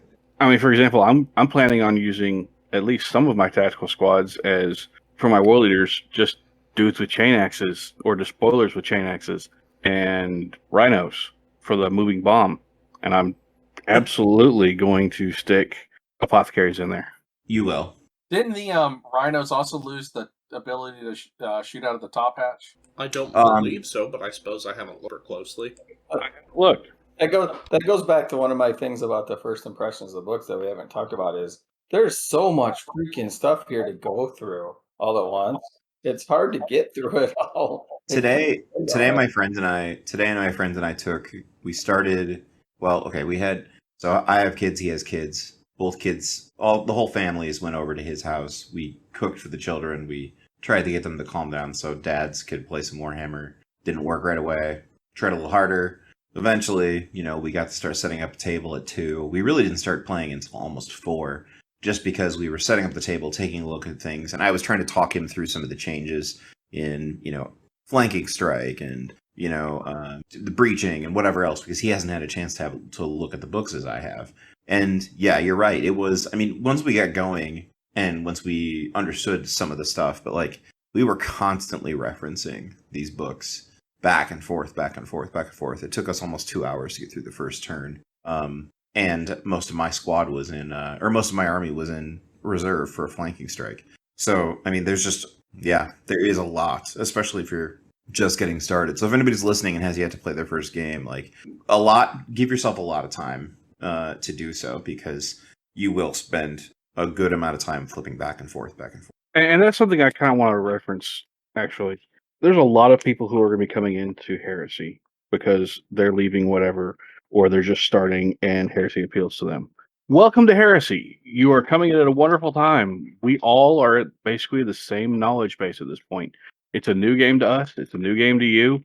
Take your time, read the book, enjoy. It's a fun and exciting time to get started in the Heresy because none of us have a lot of experience at this point.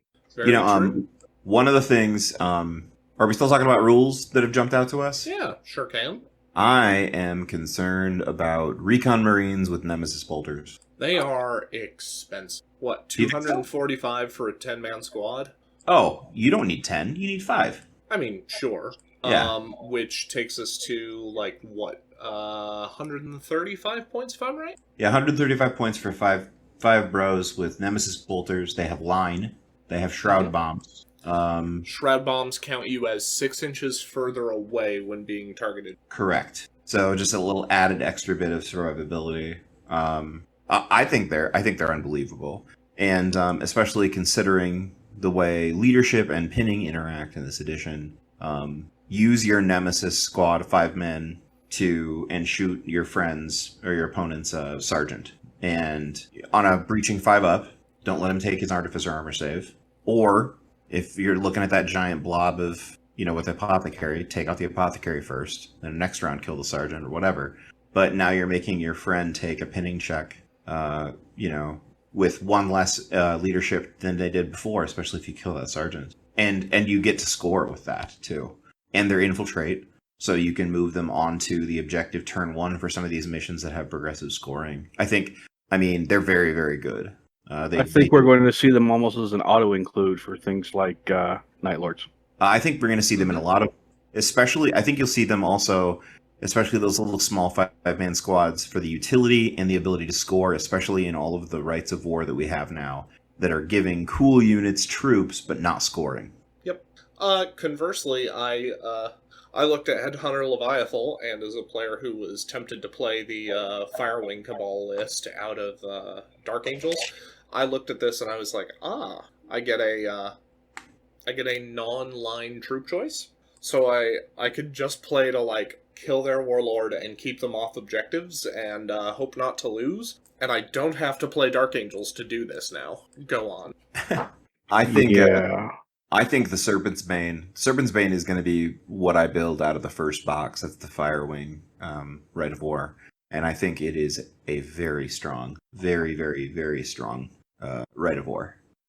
But this is only from just my mental theory crafting. But I've played a couple games, test games with it, and it's performed very well. Pinning and the ability to preferred strike out characters, sergeants, whatever else, it has a very big effect. This is, again, you were saying before, that sort of list is going to be part of what probably drives people to think less about huge Death Stars, in my opinion. That'll be part of it. I'm certainly not going to complain if we see less Death Stars. Yeah, I would agree. Does the chaplain still grant Fearless? I know the Herald does. I'm not sure. Stubborn. I think it's Stubborn and Hatred. I don't think it's Fearless. Interesting. Fearless has become a lot less common. And it wasn't common to begin with, but now it's Hatred on when they charge. We also mentioned wound allocation. You're going to see a lot of Corvidae Cult Thousand Sons, because the ability to roll the dice on a psychic check, and if it goes badly, okay, sure, I'll take some perils. But if it goes well, you get to pick what model wound allocation starts on. Suddenly, your tactical squad is cosplay like recons. Yeah, I'll just start dumping these on your apothecary, and we'll see where this goes. Yeah, I can absolutely see that. I have not mentioned that to my daughter yet for her ideas, but I'm certain she's going to discover that and want to do that herself. Do all of the psychic powers for the squads trigger off your sergeant? No, they just say take a leadership test. No, do they? But isn't the sergeant the person you upgrade to get those abilities? No, not anymore for Thousand Sons. The squad just gets it. Okay. So if the sergeant dies, you still get to do it. Okay, that's good. Yep. Psychic phase is I say psychic phase. Magic is interesting this edition. I think you're going to see more than a little bit of biomancy, and you're going to see more than a little bit of telepathy. Because telepathy, once per phase, at the start of that phase, the Psyker can test, and if the Psyker passes, they pick a unit, and that unit no longer gets to react in this phase. Yeah. And then Biomancy giving you the ability to get +1 strength, +1 toughness. Ooh, big one. What does telepathy also have the ability to just cause a pin, or to make, like, force someone to retest for a pin or something like that? Give me one moment, and I'll check that here. I think the psychic powers are gonna be fun. But did anybody look at Fury of the Legion? Yes, we'll get to Fury here in just a second. If you are tired of getting hit by Psykers, if you bring your own Psyker with a Psychic Hood, Psychic Hoods, I think, are like a 12-inch bubble of minus leadership for Psychic tests. Mm-hmm.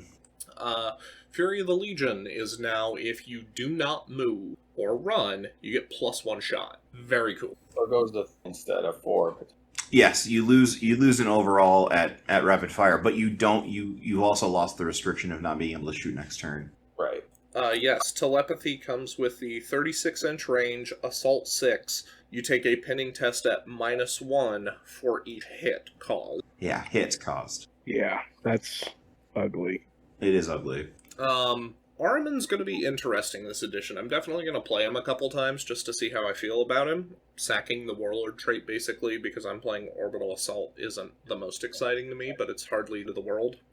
So natively, he picks a unit within 12 inches, and it gets Precision Strike and Precision Shot 6+. If he focuses that power on a Psychic test, he goes to, the unit goes to 5+ instead of a 6+.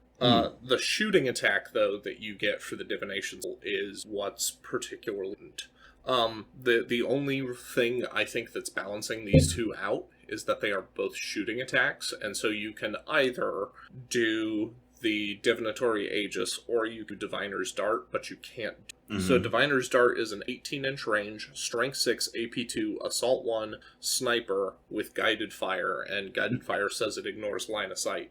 That's pretty funny. This is the funny thing about all these apothecaries that we're going to be fielding, is that there's so many different ways just to pick units out of. So there's like, I'm here to help. Just like we talked about, there's got to be tension in list construction as far as how do I get my units such that they are still meaningful threats without making them easy reaction bait.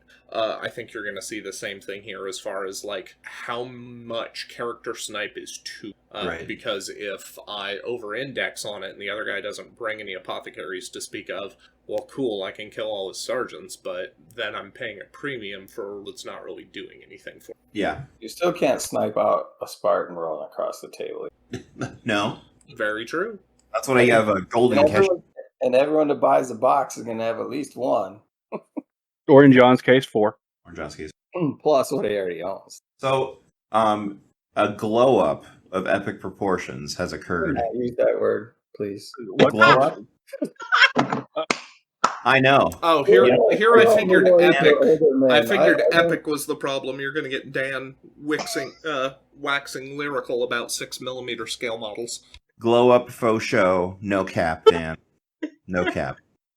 Hey, I teach high school, man. I'm hip with the lingo. Let me teach you some words. Your kid will think you're cool again. It'll be great. My kid played 40K or Horus Heresy with me today. Good. He thinks I'm cool enough as it is. Hold on. My daughter is of a younger generation. Let me ask her.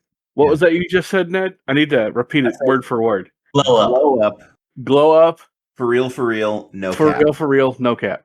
That slaps. She's laughing at me. Thanks, Ned. You're welcome. You're cool now, Duncan. You're welcome. No, my daughter laughing at me does not mean that I'm cool. It means that she's laughing at me. I think the kids would say your lingo's on fleek. Yes. Ooh, yes. Oh, God. So is my lingo on fleek, hon? Don't say on fleek. Don't do that. Now she's told me to shut the hell up. Don't say on fleek. I think we're gonna have to. I think we're gonna have to go to Iowa and yeet some poo at Ned's front door. There you go. Did my saying that make you want to yeet me? You're not using yeet right. But That's fine. I think she's going to yeet me into the sun after saying these There things. you go. Fair enough. Now she's threatening me. So Golden Keshig. Anyway, are they actually worth talking about now? Oh yeah, I think so. The Power Lance is Strength 10, AP 1, and it has what am I looking? Oh, Brutal 3, and Lance. So I charged my friend Spartan, and I got I had six lances go in. I got 3 penetrating hits, 2 glances, and then we got a 6 on the damage roll with AP 1, so blew it up. And then another squad charged some Galvor back and Brutal 3 against fellas with even with 3 wounds and toughness 5, just kill 4 of them, instant death. They're very good. I think they're very good. They will have a really hard time against bogs or traps, but against a Death Star, against a retinue unit, against a vehicle, they're going to be very useful tools. I want to ask. Did I go ahead? Does instant death negate invulns? No. Not invulns, Okay. but it doesn't negate. What's the word I'm looking for? It negates feeling the pains. So when you blew up the Spartan, I'm Yeah. assuming it erupted. It did. Was there anybody inside the Spartan when it erupted? There was How many of them survived? all but one. And how many of your guys survived it blowing up around them? All but one. Oh, wow. Okay. Very nice. Well, I mean, it's a 2+ to wound, but you get a regular armor save for it. Oh, that's You fair. do? Yeah, and Golden Keshig are 2+ armor, so Yeah. yeah. Yeah, you should be. See, knights and super heavies are 7 plus D3 strength on the explosion. Oh, really? So strength 10 potentially. But I thought, his Spartan wasn't. I don't feel like it was a death trap. It got him way up into the middle of the field. It didn't really matter because he had the Lorgar and some Galvor back, and then as soon as possible, I charged him with the Khan, which is what we intended to do all the way anyhow. But And how did that slap fight go? we didn't get to play it all the way through, but the Khan was winning. I mean, I killed half of his Galvor back. And he bought a big squad, and I whittled him down. We had to leave before we could get it finished, but the Khan had it firmly in control. I tell you what, what's brutal is when you got Primarch on Primarch, and one of the Primarchs has a higher weapon skill. Yup. I It was gets just ugly fast. telling my buddies, like, hey, Lorgar hits the Khan on 5s. I mean, Yeah. that was.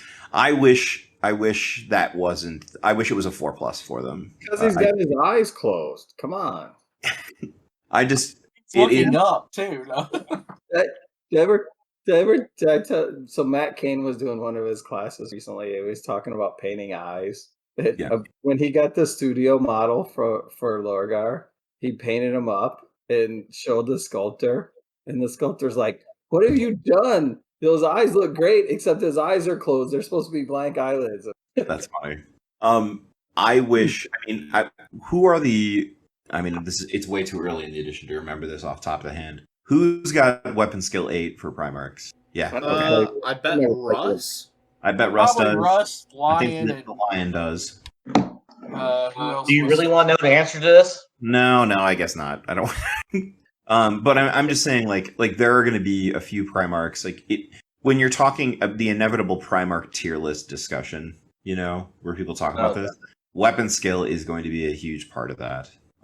Just because of that, because the Khan has weapon skill 7, which is really good, but there are a few Primarchs that he would also just hit on 5s, which is crazy. Corax and Vulcan are 7. I bet is a 7. Kurz is 7. Angron is an 8. Angron, that makes sense. Johnson's an 8. Yep. What did we say? What Fulgrim is? Horus is an 8. Horus is an 8. I bet Fulgrim's is 8. Ferris is 7. I had to go get my other book. Perturabo's a 7. That makes sense. Sanguinius is an 8. That also makes sense. That also Yep. makes sense. Is that Dorn is an 8. Vogel is an Dorn 8. is an 8? Ugh. That's a bit surprising. Frogrim is an 8. Who's an 8? What was that? Fulgrim. Fulgrim is an 8? Okay, that makes sense. Alfie and Magnus, they left at 7s. No surprise on either of those. Perturbo is a 7. Yep. Neiman is a demon 8. Is Kurz a 7? Yes. Mortarian's also a 7. Yeah, okay. Curse think is a that- weapon skill 8. Curse Curse is 8. my boy, Yeah. my boy. I mean, that kind of covers all of them right there, real quick. Yeah. Well, I'm just saying that that is an interesting split. Then how some of them, some of them are going to have a clear advantage. Dorn is an 8. Wait, do we have any Imperial Fist players in here? It's not No. even fun to rag on them. Okay. Well, that's fine. I think 90% of the Warhammer memes that I share are Iron Warrior memes making fun specifically of Imperial Fists. As it should be. Yeah, I agree. I still have not read any of. So I've read probably half of the books, right? So I'm behind in the lore a bit, but I have not. But I read 3 or 4 of the Imperial Fist books themselves, and a number of the short stories and everything. And I still have not found a bit of Imperial Fist lore that makes me like any of the characters or have any interest in playing the Legion. I don't know what it is, but every single bit I read about them makes me hate them more. Praetorian of Dorn, I liked that book, but it doesn't make Dorn that interesting. I like Fafnir Ran. We haven't read stuff about him yet, so Yeah, but he feels kind of out of place in the Imperial Fists. I hate to say this. I actually like Sigismund for his absolute no care whatsoever, Yeah. pure bloody-minded focus. I I think he's don't always dislike more him. interesting than Dorn to me, but And that's not really difficult because Dorn's boring. do you like milk toast? Not really. Do you like malto meal with no extra flavor? You try Rogel Dorn. He's the primer. Sorry. shredded wheat, not the like frosted shredded Not wheat. the frosted one, No. just the plain Yeah, no shredded frosting. wheat You that know, are like that big. Yep. They're like horse biscuits. it's just like solid, no taste shreds of cardboard to put milk on. And government cheese like my grandma used to give me. So, can we talk about the most important rule in any of the books? Is it an ultramarine rule? No. Then yes. No, yes, we can. So, the spirit of the game. The Horus Heresy Age of Darkness may be somewhat different to any other game you have played. Above all, it's important to remember that the rules are just the framework to support an enjoyable game. Whether a battle ends in victory or defeat, your goal should be always to enjoy the game. What's more, Horus Heresy Age of Darkness calls on a lot from you, the player. Your responsibility isn't just to follow the rules. It's to add your own ideas, on-battlefield drama, and creativity to the game. Much of the appeal of this game lies in the freedom and open-endedness this allows. It is in the spirit that the rules have been written, period. So when we talk about things may be a little overbalanced because they didn't have the right legions or people playtesting certain things, or they just miss things because of there's only so much you can do with D6 randomness, and Jacob's mentioned a few things that seem to be maybe a little over the top. That's built into the rules, not just how we say this game should be played or would like to see it be played. They specifically are stating that it's about creating an interesting story on the tabletop. It's I talk about it as miniature wargaming combined with Dungeons and Dragons. You don't have a DM per se, but in general, you're trying to tell an interactive story about what's going on at some point in the Horus Heresy. And when we talk about narrative play and toning lists down to make sure everybody's balanced and having fun, and a lot of these things, that's really the intention that the game is written for and has been the entire time. And God rest his soul, Alan Bly was aiming for when he was originally writing the rules for this game. And I know I'm probably going to sound really preachy, and most of the people listening, I think, will probably already get this and understand that. And I'm pretty sure everybody in this room does, or in this chat. But, I just wanted to read that and point it out because I think that, new people coming in the game, that's what you're going to find when you go to most events and when you talk to people that are playing this game, and where we're coming from. And a lot of our discussion is really spelled out in that one little block in the rule book. Unfortunately, that won't stop me. Yeah, I was gonna say I just read it to you now, so He wasn't listening. He was building his all dreadnought and sniper army. So, Yes. Instructions unclear brought much drama to table. mhm. So I should not expect my opponent in this game involving little plastic spacemen to help me with my unresolved daddy issues just because they're going to help my army with their unresolved daddy issues. This is Yeah, I think that was the most bussin' passage you could have read. yes. What you just Great. conveyed, Jacob, slaps. Yeah, it slapped so hard. No cap. No cap.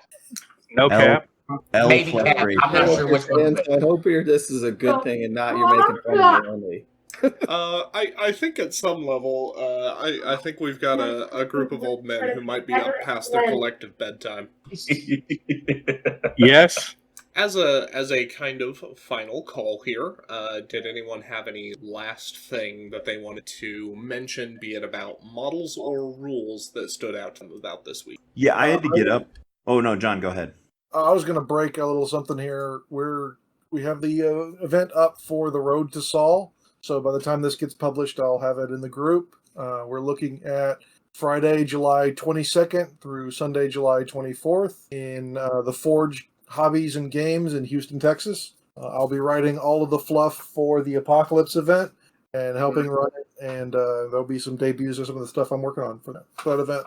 I was just going to say I was in the bathroom for a little bit. Did we talk about how Tactical Marines have 2 attacks now? Did you guys see that? No, we don't. They don't. We All already talked right, about it. that's another $1 in the read as written jar.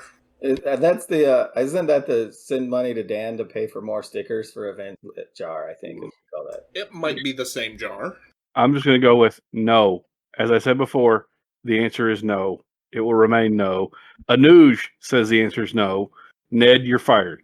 And on that note, ladies and gentlemen, I have no comment because Jacob's already got to edit out all the crap I said earlier. Oh man, you're gonna make me go through and edit out Ned now that he's been fired. No. Do you know how much work you've just made for me? This is definitely the worst episode for swearing we've had. Oh yeah, You oh, are yeah. welcome. I'm glad to be. I didn't swear once, but it's my presence that supports it. It's going to be really exciting to go back over this. With all of that said, thank you for joining us, everyone. I've been Jacob, and I've been joined by Dan. Duncan. John? Jack. Ned? Amy. And remember, stay accountable to your hobby and your buddies.